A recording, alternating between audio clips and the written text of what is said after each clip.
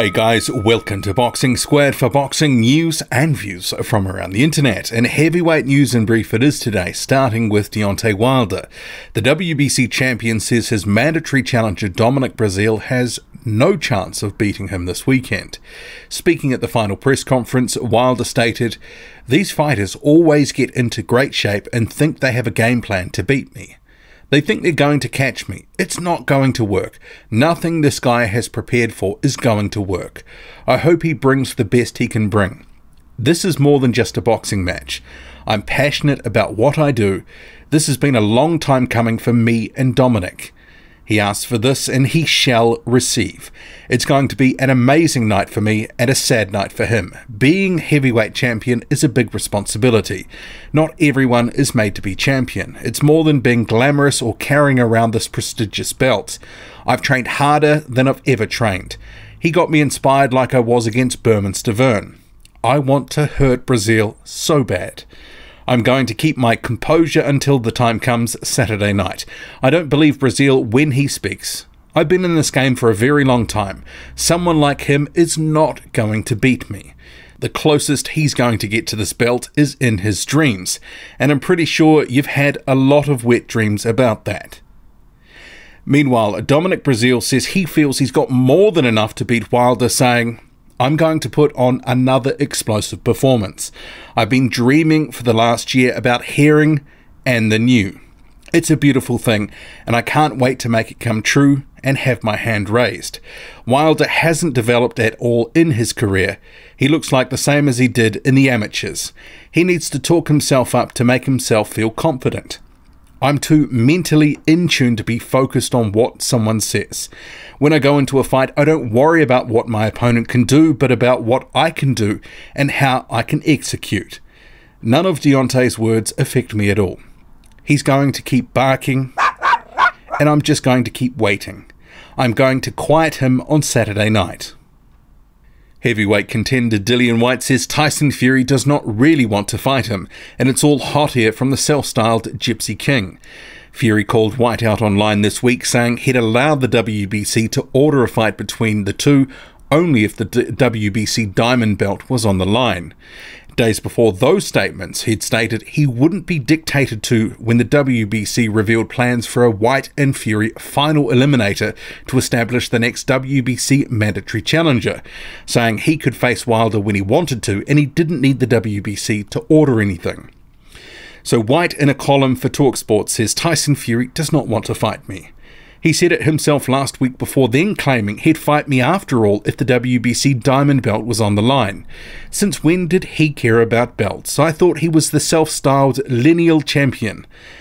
Forget what he has said this week. It's all rubbish. I wasn't born yesterday. It's a delaying tactic by Fury. He wants to fight Deontay Wilder again at the end of the day, and if it goes to their plan, that will happen early next year. Me and Fury would be a massive fight in the UK. Everyone who understands boxing knows that.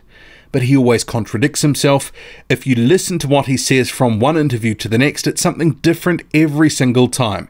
He talks absolute nonsense. If he's the best heavyweight on the planet, then why is he fighting Tom Schwartz? He's ranked number 53 in the world. 53. Meanwhile, the co-promoter for Tyson Fury, Top Rank's Bob Arum, is again pushing for any prospective fight between Anthony Joshua and Tyson Fury to be in the USA, not the UK. The veteran promoter told Express Sport Joshua against Fury is a huge UK fight. And the fans are great. They are better than the US fans, frankly. But it's a smaller country, and if you do a big fight in the UK on pay-per-view, you do 1 million homes, that's 13 million to the bottom line. If you do 2 million homes in the USA on pay-per-view, that's close to 100 million, which is a huge difference. You also can't make this fight pay-per-view in the United States if it takes place in the UK because it would be on Saturday afternoon. Meanwhile, Fury's upcoming opponent for June 15th in Las Vegas, Tom Schwartz, has been getting sparring work in with one of the few guys in the division that can look Tyson Fury in the eyes, the 6'9" prospect Alexander Zakozy. Like Fury, Zakozy moves well, and it should help prepare the German to some extent for what is a massive step up in class for him. Australian heavyweight Lucas Brown has confirmed he will be facing Tom Little in July. How we doing, everyone? Absolutely great news this morning. It is confirmed I am fighting Tom Little at York Hall in London, July 27. So, Tom, you've been shooting your mouth off for a while. You wanted to get in the ring with me, etc. You've got the chance, my friend. I've got the chance to come back to UK, fight again. Extremely happy about that. So, yeah. 8-9 weeks camp. I'll be back over in London. I'll be over there also the same sort of week as Alan and all the rest of it. Like, I'll be there obviously before, so I should be able to go to the Alan fight. So it should be good. 27th July, York Hall, Tom Little. It's fucking on, boys and girls. It is on. A heavyweight fight that's gone under the radar to some extent, partly because of the Wilder Brazil build-up this week and also because of the quality of the opponent, is the return of Joyce against the faded Alexander Ustinov. Many expect Joyce to advance comfortably to 9-0 this weekend when he faces the Russian on the undercard of the Billy Joe Saunders title fight. At 42, Ustinov has looked terrible in his two most recent fights against Manuel Charr and Michael Hunter, and he is a shadow of his former self. But what this first fight under new co-promoter Frank Warren will allow the 33-year-old Joyce to do is get a highlight reel KO and stop the Russian in quicker time than Hunter.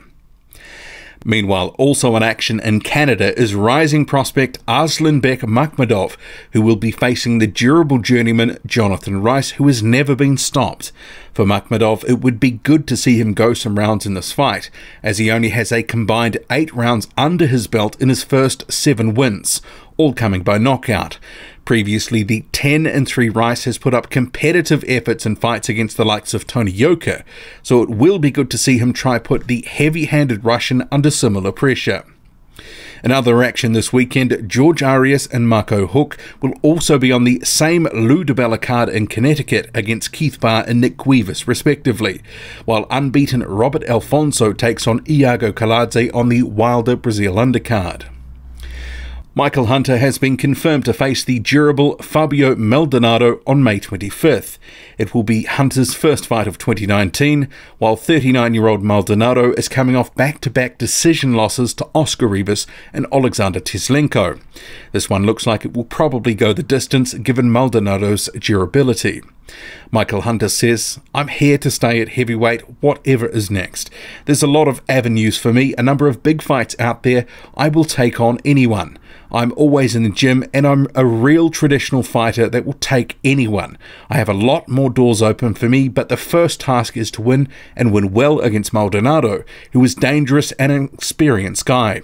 I've always been a small heavyweight. I just started off as a cruiserweight as a pro, but I've always been a heavyweight really. I will just do what I do best and be me. I was a heavyweight as a teen and an amateur. I've boxed lots of heavyweight fights, and as I started to mature in the pro game and getting into my man frame, the weight started dropping off and cruiserweight became a real option for me. But here I am now as a heavyweight. My dream was always to be a heavyweight, nothing else. I didn't really think about cruiserweight until I found out about the different divisions were, because as a kid, you know, the biggest, baddest man on the planet is the heavyweight world champion, and that's what I wanted to be." And 8-0 Danish heavyweight Kim Lundqvist will return on June 22nd on the undercard of Dina Thorsland's next fight in Denmark. That's it from me. Drop a comment loud and often, hit like, hit subscribe, follow me on Twitter, boxing_squared. I'm out.